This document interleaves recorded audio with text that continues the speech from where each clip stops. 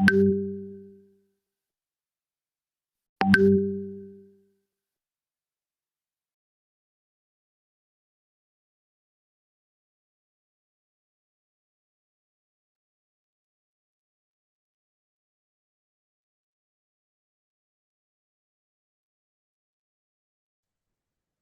بالله من الشيطان الرجيم بسم الله الرحمن الرحيم الحمد لله رب العالمين والصلاة والسلام على محمد وعلى آله وأصحابه أجمعين. Assalamu alaikum wa rahmatullahi wa barakatuhu. My name is Manahil Waqar and I am honored to welcome you all on behalf of the IOU UAE Student Committee, which is an earnest attempt to gain an insight into the e-learning experience at IOU, while embodying thoughts and ideas that resonate with our existence too. Throughout the session, our chat moderators, Sister Aisha and Sister Maimuna, will be there to guide you if you have any issues or queries. At the same time, they will be collecting questions for the exclusive Q&A session that we will have with our guest speaker towards the end of the event. Let us commence this session by glorifying Allah subhanahu wa ta'ala with a recitation from the Quran. بسم الله الرحمن الرحيم يا بني إنها إن تك مثقال حبة من خردل فتكن في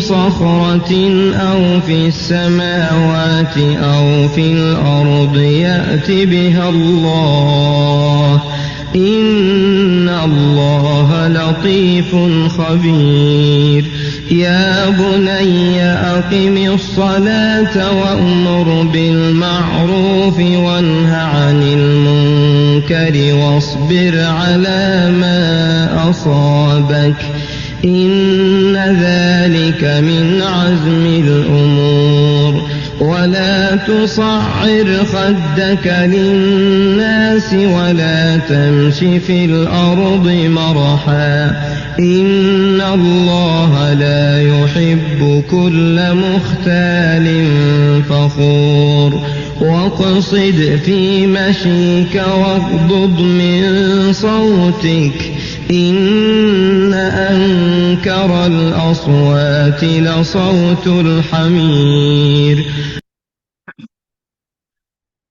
Bismillah ar-Rahman ar-Rahim.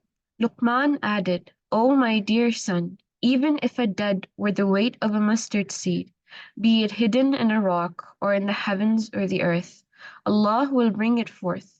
Surely Allah is most subtle, all aware. O my dear son, establish prayer, encourage what is good, and forbid what is evil, and endure patiently whatever befalls you. Surely this is a resolve to aspire to. And do not turn your nose up to people, nor walk pridefully upon the earth. Surely Allah does not like whoever is arrogant, boastful. Be moderate in your pace and lower your voice, for the ugliest of all voices is certainly the braying of donkeys. Surah Luqman, ayah number 16 to 19. Now let's watch this video together to know more about International Open University. Assalamu alaikum wa rahmatullahi wa barakatuh. I am Dr. Bilal Phillips, founder of the International Open University, also known as IOU. I understand that it is probably quite challenging for you to choose the best path for your sacred journey of learning, as there are many other alternatives that you may choose from. Let me reassure you that there is no need to look further, as we've got you covered. You have come to the right place. Let me first congratulate you for beginning or continuing on this blessed journey, which the Prophet ﷺ described as a religious obligation on every Muslim. May Allah increase you in knowledge that will benefit you in this life and the next. Before you go any further, I would like to share with you 7 excellent reasons why you should choose IOU for your knowledge journey. Reason number 1, Allah-centered. Most universities in the world are secular. They teach their various disciplines without mentioning Allah at all, as if He doesn't exist. Morality has been completely removed from their lecture halls. At IOU, everything, every subject which is studied has Allah at its center. We have deliberately returned morality to its proper place in all of our classes and lectures. Every subject is taught from an Islamic perspective, regardless of the topic. Reason number 2, affordable. We have made IOU unbelievably affordable so we can educate as many Muslims as possible among our ummah. Instead of paying thousands of dollars per semester, you pay $100 and a little more. Reason number 3, accredited. IOU is a Ministry of Higher Education accredited university, which means you can earn an internationally recognized bachelor's degree with us and continue your higher education at other internationally recognized universities. Reason number 4, accessible. Instead of traveling to another city, another state, or another country to enroll, you can study at IOU from your home or anywhere at any time. Reason number 5, authentic. We only teach authentic knowledge that is aligned with Islamic core values of the Quran and the Sunnah, regardless of the subject, whether modern Islamic like Islamic banking and finance, or simply modern like information technology, IT.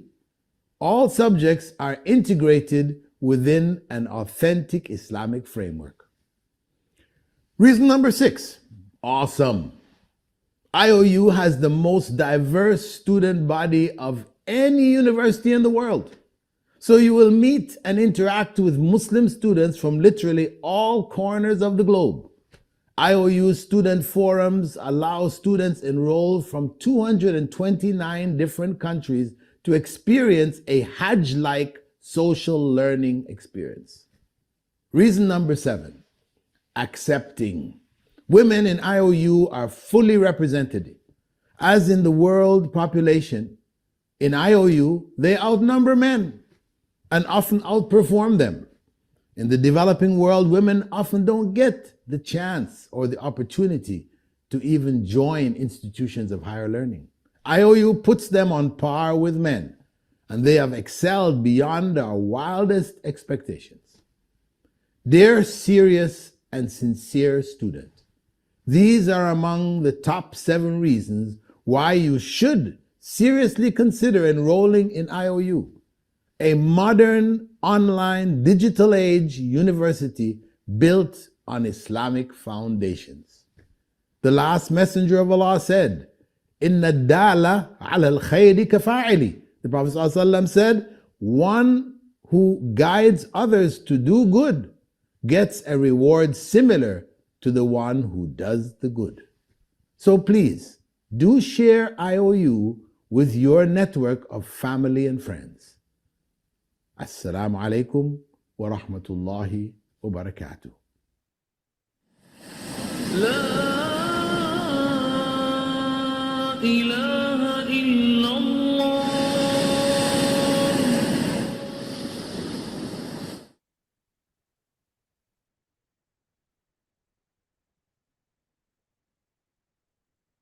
Assalamu With a warm welcome to all, I'd like to introduce our topic for today, Tarbiyah and Emotional Intelligence, a webinar aimed at integrating psychological development with Islamic values. Emotional intelligence is the capacity to be aware of, control, and express one's emotions. It's an important skill in today's life that guides people in the area of maintaining social relationships. Tarbiyah is an Arabic word that can be defined as increase in nurture and growth, which in speaking terms can be used to describe how we raise our kids. Emotional intelligence is an important aspect in Tarbiyah as it allows children to be able to understand social cues and what type of behavior to display. according to different situations. It also is a core factor in dealing with other people and comprehending them and their behaviors. Throughout this webinar, we'll hear from our esteemed guest speaker for the day, Dr. Kawal Keser, who is a medical doctor, pediatrician by profession, and certified lifestyle medicine physician, currently running her own clinic, Rashid Nursing Home in Rawalpindi, and working for humanity on various fronts. She is also director of Hamare Bachche program at Al Huda International Welfare Foundation. She has over 25 years experience teaching children and mentoring parents. She is a dynamic orator and preacher, making appearances on various TV channels. She uses evidence-based approach in coaching with strong foundation from Quran and Hadith, and she can be approached for personalized coaching sessions. Her main field is about training parents how to groom children as better humans and Muslims. For this, she has authored several books, which are being taught in many schools and has conducted many workshops on upbringing kids. However, her workshops are not just confined to kids, but directionless Muslim youth across the globe. She conducts regular workshops in medical colleges for medical students about clinical implications and situations under the guidelines of Quran and authentic sayings of Prophet Muhammad sallallahu alaihi wasallam. She is the first female instructor at an Azan Institute. Her English courses can be approached at IOU named Visionary Series under Ilm Institute. Its link will be shared in the YouTube live chat now. Now, I would like to graciously welcome Dr. Kawakaser to the stage and hand over the mic to her.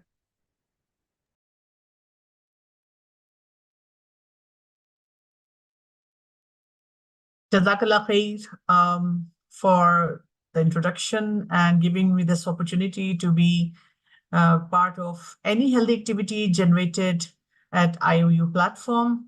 I feel very humbled and privileged to be part of IOU team.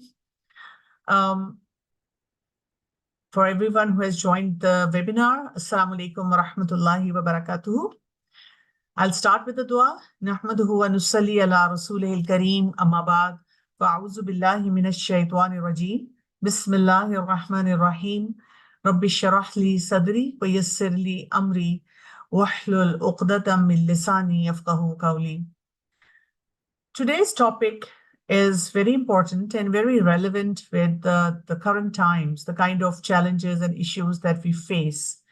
And this brings to me to start with the one of the ayah from Surah Ra'd, verse number 13, where Allah subhanahu wa ta'ala says, Inna Allah la yughayyiru ma bi qawmin hatta yughayyiru ma bi anfusihim.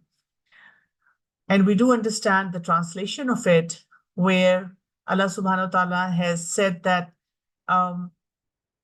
indeed, Allah will not change the condition of a people until they change what is within themselves. So yes, it is very, very important that we focus on ourselves. But how do we focus? Because the moment we want to actually groom ourselves one way or the other, there is a huge overwhelm. And we don't know how to manage the situation. So let us try to categorize each area. First of all, let's see how one needs to develop emotionally. Then we'll move on to the psychological development. Then we'll see the integration of it along with the Islamic principles. Because there are a lot of confusions, and we also have to understand the gaps that we see while working on these areas. So as we know that emotional development is something or an area where it's a process where we become more aware of our emotions, and we also learn to manage our emotions well. And this is very, very crucial for the personal growth, the relationships, as well as overall well-being of an individual. And how do we work on this, developing ourselves emotionally? The starting point is self-awareness. You need to understand your own emotions. You can't expect other people to be second guessing where you are or how you're feeling. So you have to recognize, you have to name the emotion. And I have basically seen, and what I guide people is journal, write down what you're feeling. Because a lot of time when you're interacting and you're talking to people and they're so confused or they're so overwhelmed, and you ask them, what are you feeling? And they're like, I have no idea. And in this self-awareness, mindfulness is also very important, which means you are more aware of the present moment, which will also include your thoughts as well as your feelings. So once you understand the process of self-awareness, you move on to the second part, that is regulating your emotions. And you cannot give the responsibility of this self-regulation to someone else, because my mom or my spouse or someone around me is giving me a tough time, hard time. So because of that, obviously, I'm going to be clueless, angry, depressed, anxious, whatsoever. No, we have to learn to take a pause, not react impulsively, and manage our emotion. People world over teach you different techniques for that, like deep breathing or counting or going for a walk or getting involved in some intellectual activities. And yes, foremost is your du'as, your connection with Allah subhanahu wa ta'ala. And in this self-regulation, basically what we aim at is developing the coping strategies. How will I cope with my negative emotions? How would I sort of, bring myself to the stability that I move on to the next step of being emotionally intelligent? That is having empathy, also understanding the emotions of other people. And we all, again, are aware that we're living in these times, and especially when we're glued to our screens or just heavily engaged in our own self and living in our own bubble, we basically are not able to understand or empathize with people around us. And yes, this empathy should not only be like putting yourself in someone else's shoes, but it should help us practice compassion, the acts of kindness towards people around us. And then when we develop ourselves emotionally, we need to have the right emotional expression. How do we communicate our feelings properly? And what are different outlets we have to actually bring awareness for our own self and also for others related to our emotions?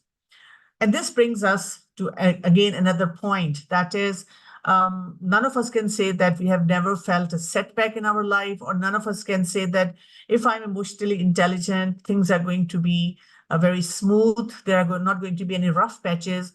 No, definitely, like Allah subhanahu wa ta'ala told us in Surah Al-Baqarah, وَلَنَبْلُوَنَّكُمْ بِشَيْءٍ مِّنَ الْخَوْفِ وَالْجُوعِ وَنَقْصٍ مِّنَ الْأَمْوَالِ وَالْأَنفُسِ وَالثَّمَرَاتِ وَبَشِّرِ الصَّابِرِينَ. We will indeed definitely be tested. And there is a list that has been given to us of the kind of test that will be in our life. And one quality that we need to bring in our life related to that is resilience, that we need to know how to embrace that challenge. And then whenever there's a setback in our life, we need to see it as an opportunity for growth. We need to know how to bounce back in any of the difficulties that we face. And this resilience also teaches us how to have self-compassion. A lot of time we are trying to manage our emotions and trying to develop empathy towards other people. But in the process, we lose connection with our own self, which is very, very important once you're working on your emotional intelligence. So basically, once you are working on your EI, you also learn to set healthy boundaries. This is one terminology that is often used by the youngsters. I need to have my life, or this is my boundary, step back, give me some space. And usually people who are not emotionally sound, they don't have healthy emotional boundaries in the relationship, they suffer. And that is why they're often confused as to how to interact within these boundaries. So we need to nurture and develop the positive connections. And yes, we also need to develop this capacity of reflecting on our emotions. And this is something where you basically develop yourself, because you set some emotional goals, you embrace the change, and sometimes when you need some support, either through counseling or joining in some volunteer group activities, joining some healthy platforms like IOU, you definitely grow emotionally as well. In our emotional intelligence, our salah also plays a big role, because we find so much comfort and sense of peace when we're standing in front of Allah subhanahu wa ta'ala, and we are developing that connection with Him. So once we understand that, okay, it's not like one day job, I have to be constantly working on myself every day. When I wake up in the morning and I have a big checklist in front of me, that these are the areas that I have to target in my life. This also includes my not only my emotional development, but also my psychological development. I have to be working in many areas. So psychological development is also very closely related to your emotions. In this, basically what you're doing is you are nurturing your mental well-being. You are becoming a more positive person, more you're basically pushing your thoughts and your feelings towards a more balanced approach. So while you are engaged in self-reflection, what you're doing is you're keeping a sort of a strict watch on your thoughts, your behaviors, your emotions. And again, if you're journaling, it is going to help you, and you will be having a very good connection between your thought and your feelings. And once you involve your cognition from the psychological perspective, you observe the recurring patterns in your thought process as well as in your behavior. And you also become very much aware of where are your strengths, what are your weaknesses, and how you're getting triggered in different situations. One important aspect that I feel psychologically is very important is slowing down, like focusing on here and now, the present moment. Because a lot of people I have seen, they are either dwelling in the future or in the past. So people who are always thinking about what if, what will happen to my life, how will I survive, they usually develop anxiety and panic attacks. And people who are really concerned about or having regrets about their past, I wish I had done this, or I wish I had not done this, they land into depression and learn helplessness. And that is why present moment is very important, where you stay in the present, you reduce the stress, and you develop this capacity to handle a lot of stresses that are coming your way. And for this, you also need the cognitive reframing. A lot of time, it is us who are interpreting a situation in a certain manner. So sometimes this happens, there is a conflict and two people are sitting and they're talking, and the third party comes up and they say, basically, you're talking about the same thing, but the perspective is different, the paradigm is different. And when you develop yourself psychologically, you basically are able to understand the paradigm differences. And yes, you work on your critical thinking as well, where you can question your own assumptions, you can look around for the right evidence, and that will help you to have certain decision making. Basically, what you are doing is with the psychological growth, you are pulling yourself out of a fixed mindset and moving yourself towards building resilience and a growth mindset. And obviously, in the process, you're going to establish some achievable goals, some realistic goal setting would be there. You will not overwhelm yourself with something that will not be achievable. And I would want you to basically study for this reason, the SMART goal setting. Whenever you set goal for yourself, it should be specific, measurable, attainable, time-bound, and something which is also relatable to you. In this process, again, when we are working out on ourselves psychologically, a lot of people isolate in today's time. They feel that the less we interact with people, the more psychologically sound we are going to be. But the reality is on the contrary. The reality is The more healthy social connections you have, it will be like a support group for you, and you will find family, friends, and mentors. And this is very, very crucial. These connections are very crucial for psychological well-being. I studied this one of the long-term study, which was done for the Harvard students. And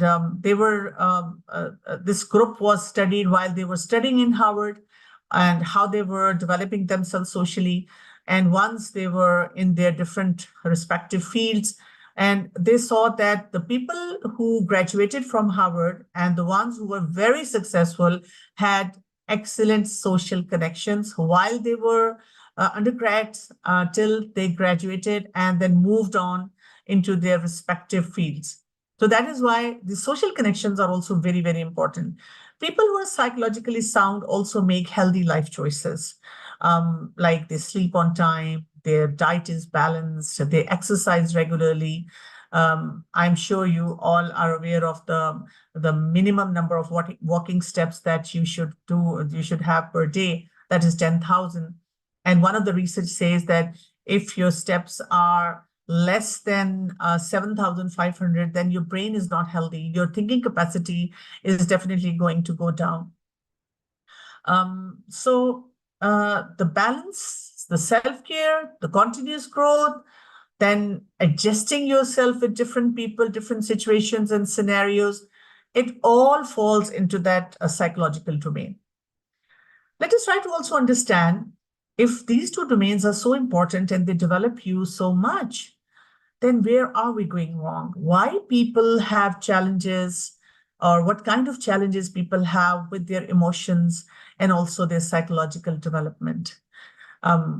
As we have talked about it, a lot of people are not able to recognize their own emotions. There is lack of self-awareness. People struggle to identify and understand their emotions. And so there is a lot of hindrance in their emotional growth. And that is why they're not even conscious about what kind of behavior they're giving out. And a lot of time there are negative patterns, and again, they don't know how to change those negative patterns. I come across so many people who talk to me and they say, I do understand I'm very negative or very pessimistic, and I want to be a positive person, but I don't know how. Every time I talk to myself, there is an overwhelm of negative emotions which hit me hard, and obviously it affects my behavior as well. So once, if you're not having this self-regulation or self-awareness, then obviously you will be very impulsive. You will not be having control on your emotions. So there could be anger outbursts, which can ruin your relationships. Some people go into avoidance of these emotions as a coping mechanism. They suppress their emotion, so they become emotionally numb.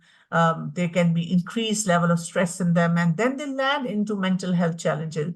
Many of the youngsters I come across who talk to me and tell me that they move towards self-harm or the suicidal behavior. This is usually because of the emotional numbness that they're experiencing. So once you teach them how to emotionally regulate your own self, they, alhamdulillah, come out of these behaviors. Now, these people usually, because they are not regulated in their emotions, not regulated in their cognition, their psychological thought process, so low self-esteem is there. And they have a negative self-perspective. They don't like themselves. There is no self-worth. And there is always fear of failure. Whenever you give them an opportunity to grow, and they will come up to you and say, I'm not good enough, I'm not worthy, I don't think so, I can make it. And it's like you create what you fear. So ultimately, they do have failures which they justify. So stress and anxiety is definitely going to be there. When there's chronic stress, you cannot, again, there's such an overwhelm, you're not able to cope with even the basic emotions. So as we're talking about the challenges people have in their with their emotions and cognition, one area is definitely a big red flag. Like, the traumas in the past. There could be an emotional trauma. There could be a trauma or abuse related to the sexual nature, the harassments. Then sometimes the dysfunctional families, the parents are shouting, screaming, separated, single parent family. So the unresolved trauma brings in that post-traumatic syndrome. And this is definitely going to block all the emotions, and it will become very difficult for people to move forward. And ultimately, these people, because of those early life experiences, there could be criticism, there could be neglect, that there is a deep ingrained negative thought patterns and behavior. So there is a lot of negative conditioning in them. And this is again going to impact their interpersonal relationships. The relationships are toxic because it is going to further erode their self-esteem. Again, stress will grow. Again, the emotional growth will become very difficult. There will be a lot of social isolation because of these factors. And if the mental health starts suffering, again, the gap is going to be very difficult. It becomes very difficult for people to understand where to take a start for their growth. We also have a lot of cultural and societal pressures. There are social expectations, the social norms, and sometimes people are not able to fulfill them. They don't have an ability to explore and express their true selves.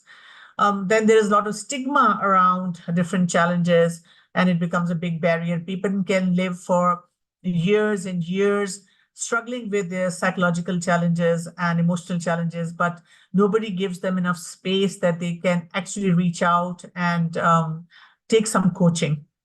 Then their thinking patterns, something that resides within us and we are not able to identify them. There is a lack of resources and support. We don't find good role models. We don't find mentors. We don't find people around us who validate our feelings. Like if I come up right now and say, last night I was not able to sleep because I was so depressed since I had a chat with someone and I was working on a project and it was not actually up to my expectation. So what kind of response I'm going to get from people? They will be like, Astaghfirullah, you should not be depressed. You should not be feeling low. You should show gratitude and you should be thankful to Allah subhanahu wa ta'ala. Look, there are so many blessings that He has bestowed upon you. Yes, Alhamdulillah, that is the reality. But a person who is feeling very low emotionally needs some sort of validation that, oh, I'm sure it must be hurtful.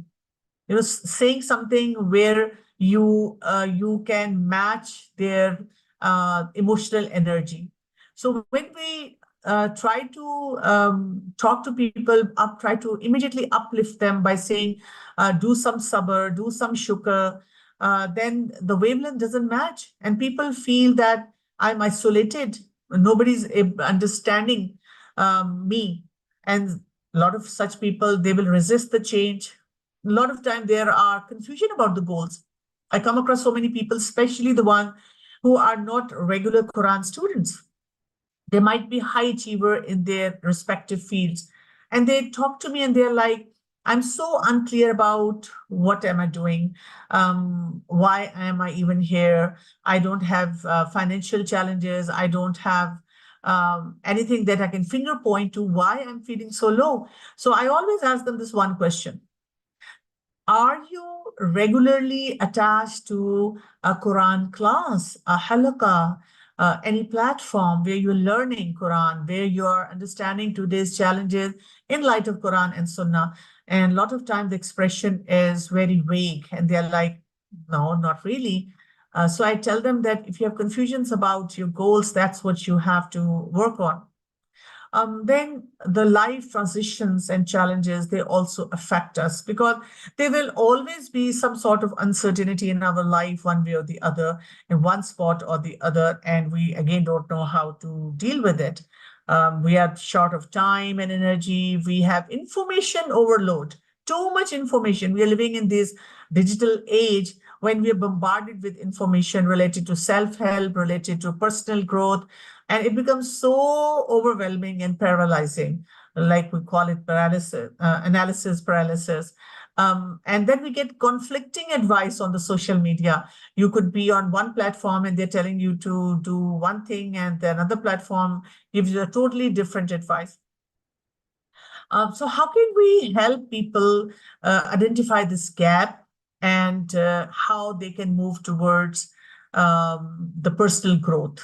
This is something that is our challenge. So tarbiyah, when we talk about it, that is the Islamic upbringing and the moral understanding, how to move forward, how to be more disciplined in your life, how to accept those challenges. And for this, what you have to first of all understand is how the emotional and psychological development is integrated with the Islamic values. Because a lot of time, when you talk about EI, emotional intelligence, or you talk about mental health challenges or cognition or psychological challenges, people get confused because people read the Western psychology or the Western model of emotional intelligence, and they sometimes are not able to relate it to the Islamic value or how Islam teaches us. So whenever we are trying to integrate anything which is going to give us a growth mindset, which is going to help us grow in the personal perspective, we need to understand the Islamic values. And for that, the most important thing that you have to do is have a very clear concept of Tawheed, oneness of Allah subhanahu wa ta'ala. If you recognize that all aspects of life, including your emotional and your psychological development, they are interconnected with the belief in oneness of Allah. And this will foster a sense of purpose in you. This will guide you towards good moral and ethical behavior. And we also need to remember Islamically that we're born in fitrah. Islam teaches us that we are born with the goodness, and it is how we nurture ourselves. And when we're nurturing ourselves, we develop the positive traits like empathy, patience, gratitude. So we develop. And again, when we talk about the emotional intelligence in the Islamic context, so self-awareness is so much important. Our deen tells us about muhasabah nafs, tells us about the fakkur, and we look at the life of Prophet Sallallahu Alaihi Wasallam. He has always emphasized on the importance of this self-examination. And self-regulation, we have been taught by practicing sabr. And not just sabr, if you look at the life of Yusuf al-Islam, Surah Yusuf, and his father, they talked about sabrun jameel, like the epitome of sabr has to be there in our life, where we control all the negative emotion. And Islamic teachings, they always keep us motivated. There is a lot of sense of, like this sense of the self-motivation is there. It's not like you're always pushed from outside to achieve something. So Islamically, if these foundations, your foundation is strong, then it is very easy for you to cultivate positive relationships. And you learn how to resolve your challenges. Your family is very important. That the concept of ummah is very important for you. Then you stay away from shuh nafs, like the stinginess of your heart. Then we learn to live at the level of ihsan, the beautiful relationship with everyone, the balanced approach, working on our mental health, where we seek some help, where we involve in the religious practices every day. We have someone to rely on, that is Allah subhanahu wa ta'ala. And then integrity. If you talk to any person today, they will say that I seem to be living in the times, or if I look inside me, there is another story happening. And when I'm talking to people, I have a different behavior. So Islam, when it comes to ethical and moral development, teaches us integrity, be honest inside out. That is sidq, which is the core value which is going to shape the character. Then we also learn about humility, having tawazih in your own life. This is like a key trait where you crush your ego and you develop healthy interpersonal relationships. Then gratitude, shukr, you cannot survive without us with this trait. And you have to recognize and appreciate Allah's blessing. And this is the central theme to the Islamic life, and also enhancing your emotional well-being. And then Islam continuously tells us to be educated, have ilm, keep working on that, then develop that critical thinking where you question, obviously appropriately, as to developing a deeper, fostering a deeper understanding of the Quranic studies, the life challenges, and making everything relatable to your life. And Islam also presents role models to us. The best role model there is the life of Prophet Sallallahu Alaihi Wasallam, and then the companions of the Prophet, the Sahabiyat, Tabaeen, Taba Tabaeen. And in all times, we'll find people who are there as role models. We just have to find them. We just have to learn how to be connected to them. And that is why we feel that the more you study Quran and Quranic sciences, and then you try to understand what the psychology tells us, what the emotions, people who are apparently experts in the emotional intelligence they talk about, you will be amazed that the concepts apparently seem to be fine. They seem to be very similar to what we are talking about at the moment. There is no disparity between them. And that is why if you look at some of the verses in Quran, like Surah Hashr and verse number 18, Allah subhanahu wa ta'ala mentions in that, Ya ayyuhallazina amanu, oh you believe, ittaqullah, have taqwa of Allah, wal tanzur nafsum ma qaddamat lighad, wattaqullah, inna Allah khabirum bima ta'malun. Beautiful. Have taqwa of Allah, and let every soul look to what it has put forth for tomorrow. And have taqwa of Allah, have fear of Allah. Indeed, Allah is acquainted with what you do. So basically what we understand over here is that this is mindfulness. This is like in every moment when we're living in here and now, we remember Allah is there, Allah is watching us. And this helps us to streamline our emotions, our cognition, our psychology, according to the principles which have been given to us by Quran. Then again, another verse that is in Surah Ra'd, verse number 28. This is a verse, I just love it, where Allah subhanahu wa ta'ala mentions, Allazina amanu wa tatma'innu qulubuhum bi zikrillah. Those who have believed and whose hearts are assured by the remembrance of Allah. And it is said over here, Allah bi zikrillahi tatma'innul qulub.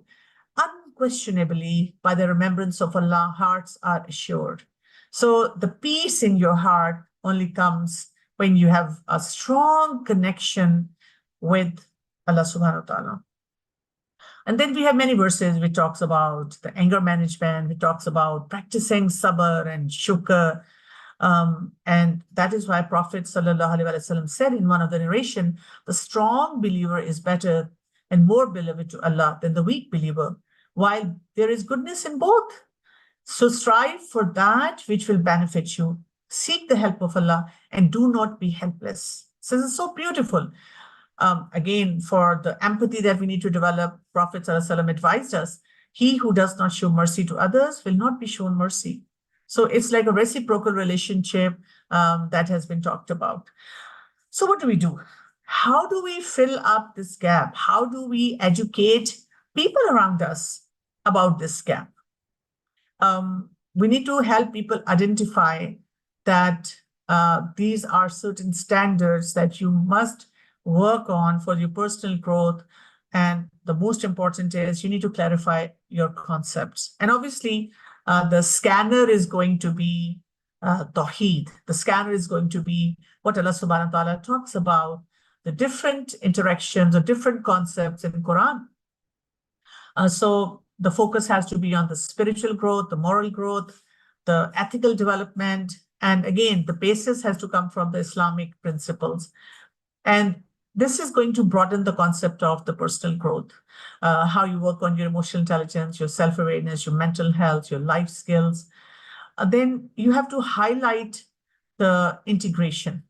Like when you're working on your personal growth, then it should not conflict with the tarbiyah, but it should complement and enhance that tarbiyah, because the central theme is going to be the Islamic values, like the value system that you carry, the belief system that is going to be working around you. So self-assessment will become easier. A lot of people, they don't want to look inside because they feel that there is so much negativity and they are feeling so lost. So we need to like give them this encouragement that once you start reflecting inside, it's like if your closet has not been cleaned for many weeks and your mom tells you to clean up that closet and you dread opening that closet, or you have not worked on a certain project and you know the deadline is approaching and you dread opening that project. But the first step has to be that you have to actually open up the closet, or take a first step into how I can complete my project, and only then the things will get better. So for this, you just work on the reflective questions. You ask yourself this question: what is it I can do today which can help me grow, which can bring in that my stronger relationship with Allah subhanahu wa ta'ala, which can bring in the gratitude, which can bring in sabr, which can help me have that connection with Allah subhanahu wa ta'ala.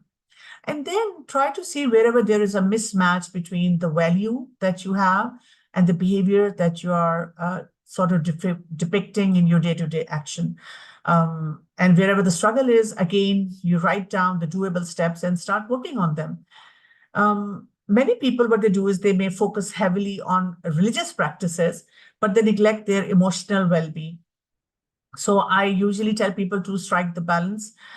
When you're working on your religious practices, you also work on your emotions. And some people who have overemphasis on the rituals, they usually end up getting drained or live with a burnout, where they will be less sense of achievement. There'll be a lot of depersonalization. They will be not very well connected with themselves. And obviously their emotions are going to be on the low. And that is why sometimes they become so crude when they're dealing with people. So we need to be very cautious of this behavior. We should not be giving anyone that. And then bridge up the tarbiyah with the personal growth, like align your personal goals with Islamic values. I met this one of the relative yesterday, and she's also a doctor, and she recently started going over Quran more seriously. And she was talking to me and she said that I don't know what to do. Sometimes when I'm going over my Quran lesson, I feel like quitting my profession. And I'm like, no, you don't have to quit your profession. You are such a great doctor, professional. And all you have to do is practice Islam in your medical profession. Like, be very honest. When you are diagnosing your patients, then pray 5 times a day, then do the recitation of Quran, then volunteer in some activities, then take good care of your patients, have strong empathy towards patient. And she said, yeah, I do practice it, but sometimes I still get very unsure. And I'm like, not at all. You can also guide your patients, because a lot of the patients, they live with very wrong Islamic practices. So you can guide them as well. So this is something that we have to do. We have to have those tools and strategies and balance in life. Allah subhanahu wa ta'ala has made us wasat. So being wasat, we need to strike the balance between our spirituality, our emotions, our physical health, our mental health, social health. And the more we work on these areas, the more we will flourish. And yes, take Prophet Sallallahu Alaihi Wasallam as a real life example in front of you. Like, people sometimes when they talk about our heroes, they say, oh, they were appropriate for those times, but now we are living in very difficult times. So some of those principles might not be applicable now. Absolutely not right. You have to be becoming those role models in these times, where you come up and say, oh, I learned it from the life of the Prophet Sallallahu Alaihi Wasallam. Oh, I was reading about Umar bin Khattab, and that's where I learned he had anger challenges, but he became the best administrator. He managed his anger like that. Oh, I learned about Usman and the haya standard that I need to practice in my life. And yes, you need to facilitate these forums where there is a healthy discussion, there are workshops where you learn how to have a lifelong learning, how you can regularly check in and take a break from the worldly matters and have your spiritual growth, and also influence the society, also influence the wrong cultures or the cultural biases that are existing over there, and work on those mentors, work with those mentors for your growth and for changing of the society. And the more you work on these areas, the more you will see that the growth would be there. And once through the lens of Quran and Hadith, you work on your personal growth, your spiritual practices, they improve, your self-reflection goes better, your emotional control is also so fine, so that you're able to practice patience, forgiveness, humility, and you become a lifelong learner. And that is what we are aiming. So I'll finish off over here, and now I'll be waiting for the questions if you have any.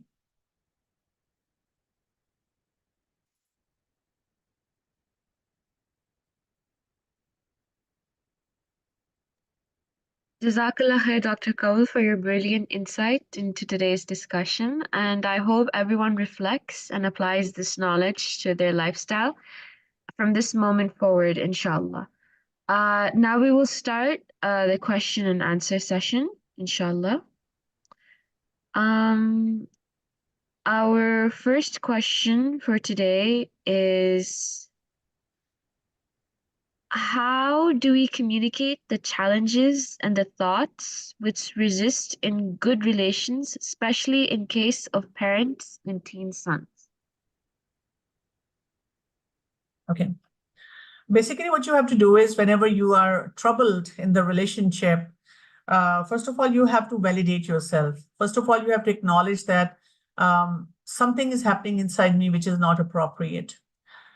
Then you have to see what is the model in that particular relationship which is given to me in Quran by Allah subhanahu wa ta'ala. For example, like you have just asked for the parents. So wherever we study in Quran, we find out Allah subhanahu wa ta'ala says, وَبِالْ وَالِدَيْنِ إِحْسَانًا. You have to deal with your parents in a very most beautiful manner. Ihsan, most beautiful manner. Husn. And the only place where we have been told that we need to set some boundary is if they move us towards shirk. But if you look at your own interaction day to day, it's like very normal.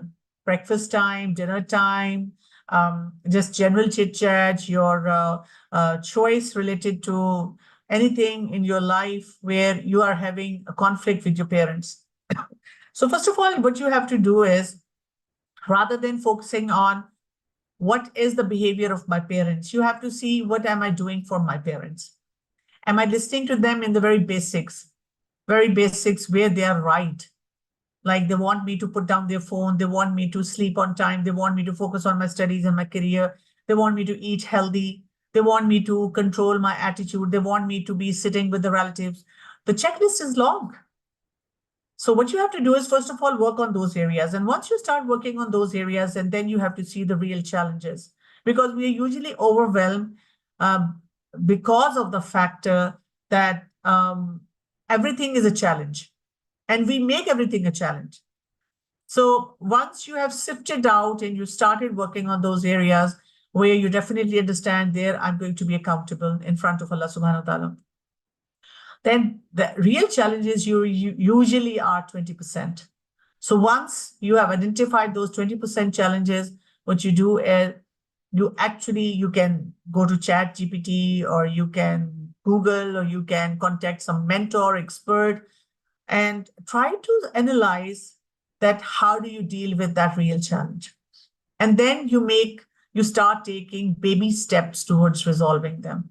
And make a lot of du'as, wake up for tahajjud, pray to Allah subhanahu wa ta'ala, and make sincere du'as. Don't just get offended by the behavior of your parents. And a lot of people who get offended in such relationship, ultimately what they do is they go towards avoidance. They make a brick wall in that relationship. And that badly affects the relationship as well as we are not able to resolve the challenges.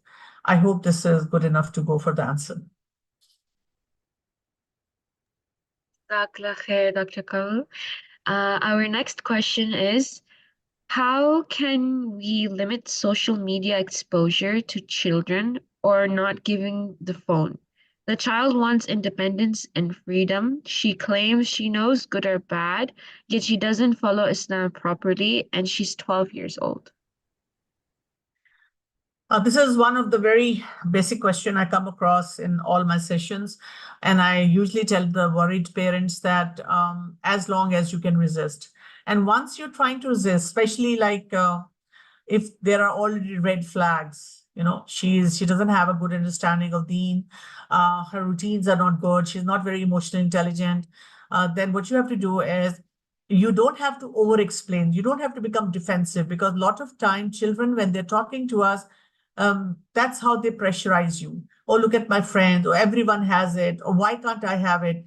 So you tell them, you're smart, why don't you go sit down and think why I am not letting you have it? And if they come back to you with the complaints like, you never give us the chance, you never let us do anything. So you tell them, no, I definitely want to say yes, but you have to ask me permission for something where I will say yes.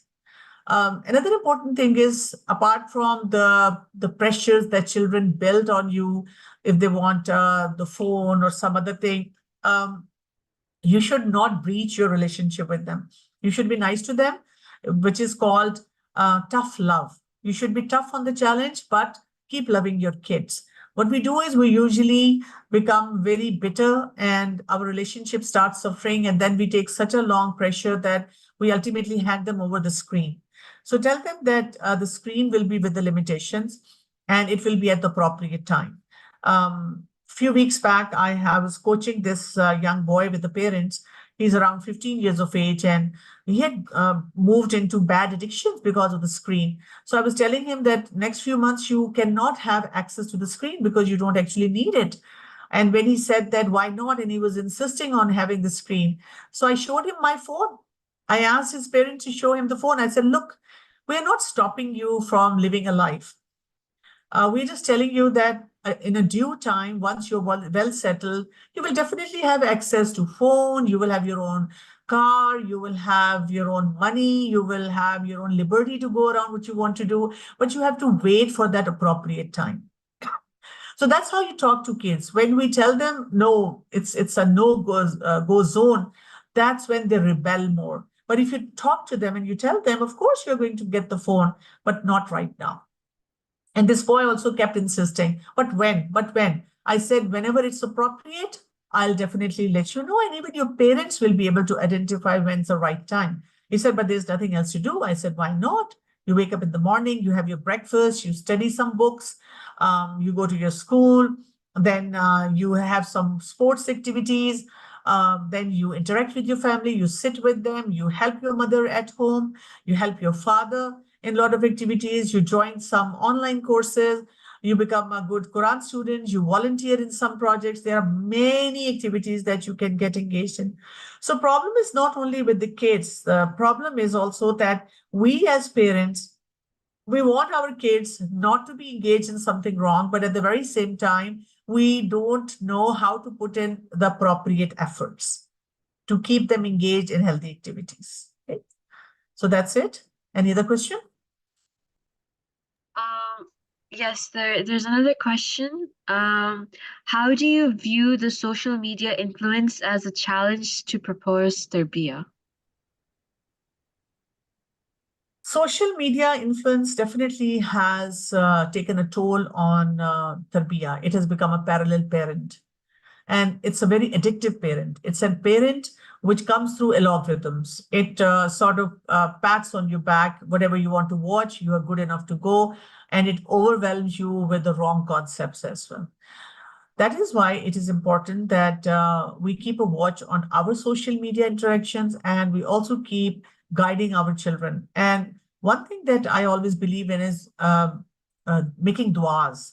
We always undermine the power of dua. Lot of time when parents tell me, let's say the kid is 20 years, 20 plus years old, or there's a husband or there's a spouse who's badly hooked to social media and wrong social media activities. What do you do? Because once the kids are small, we can give them some uh, guidelines or restrict them, but not once they're grown up. So that is the time when we make a lot of du'as, because Allah subhanahu wa ta'ala can change the heart. Allah subhanahu wa ta'ala can help us. And these are the times where we need to be emotionally sound to deal with the situation and also understand the psychology of the other person and also regulate ourselves, empathize with the person and engage the person in other activities. But yes, social media awareness has to be there as to the right and the wrong impacts flowing through it towards us. Any other question? Dr. Kawal. We have another question. What steps do us parents or relatives can follow to install proper emotional intelligence in our children? You have to become the role model in this manner. Usually what happens is parents would talk to me and, for example, tell me, my kid is procrastinates so much and doesn't have sense of good time management. So I ask them, what do you know about good time management? What do you know about time management principles, the terminologies that are used in the time management? Have you read any books? Have you read any articles? Have you attended any workshop related to time management? And parents usually go blank. They're like, excuse me, I don't know. I just tell them, please complete your time, work on time. Please wake up on time. And I'm like, no, first of all, you have to educate yourself in that area. So if you want your kids to be emotionally intelligent, if you want your kids to manage the stress, if you want your kids to manage their anger, this is something that you have to practice. And if you're not able to practice, then this is something that you have to teach the kids. A mother brought her daughter in who was sleeping at 2 a.m. at night and then waking up in the morning at 2 p.m. So it's disastrous for the health. As a lifestyle physician, I can tell you that, and all the challenges she was having related to the health. And then I found out that the whole family structure was like that. The father was coming back from work late, so they were all up at night. They will pray Fajr, then they will sleep. And because of that, their whole system was disrupted. And the mother, what she was telling me was, Dr. Saab, please guide my daughter that she should be sleeping on time. For us, I mean, like, we are helpless now because my husband has a business and it is not possible for us as parents to sleep on time and wake up on time. But our kids should practice it. So I just looked at the mother and I told her, excuse me, that's not possible. If you as parents, as mentors, are justifying your behavior by saying, we are helpless because of the business, because of the family situation, because of husband or husband because of the wife, then how do you expect the kids to practice it?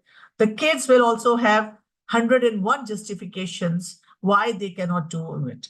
So we have to, first of all, understand those principles and practice them. The more we practice, 70% is going to go through role modeling. And the rest of the concepts, then you would understand how to guide them to cross those hurdles. Usually, a lot of time, we just give them a sentence, a remark that just do it. Don't be lazy. But if a kid is lazy, what are the steps to break them out of that laziness? That's something that we don't work on. And you will only be able to do it once you understand your hurdles and you have worked on certain steps to manage yourself. Yes, please. Okay, Dr. Kawal, just one last question we have.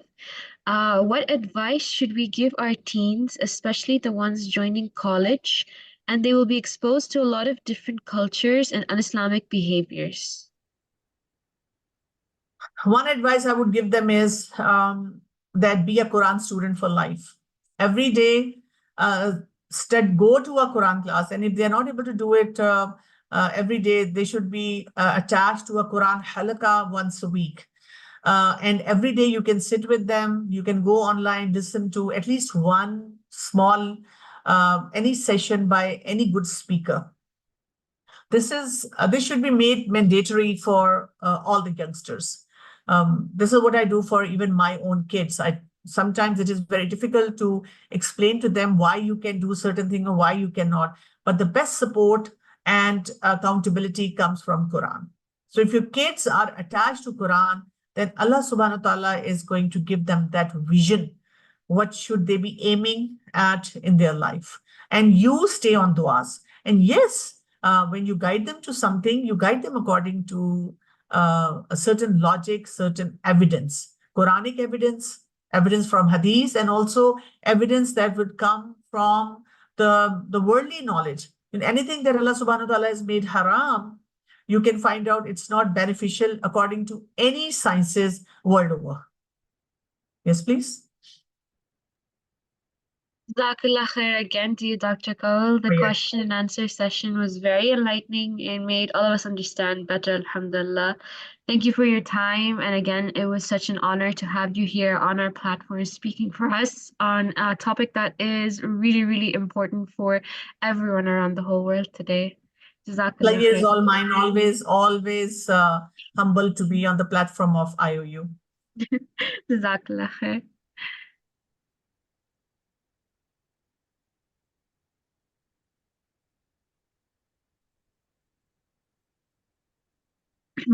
Thank you to everyone who attended today, and we at the UAE Student Committee are hopeful that you all were able to learn something new and found the event interesting with all these new perspectives and how we tried to understand how Islam can be linked to our daily social interactions. On screen, you'll see I've displayed our schedule for upcoming events. Stay tuned and make sure to not miss out on these webinars that are also hosted by the UAE Student Committee. Unlock academic communication and career success with English on the 29th of August, and Beyond the Surface Sincerity in Islam on the 7th of September.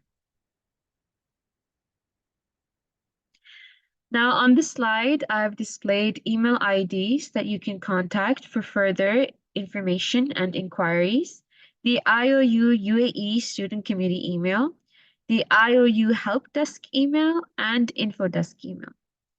I hope everyone has a wonderful day, and may Allah make everything easy for us. Ameen. سبحانك اللهم وبحمدك أشهد أن لا إله إلا أنت أستغفرك وأتوب إليك. السلام عليكم ورحمة الله وبركاته.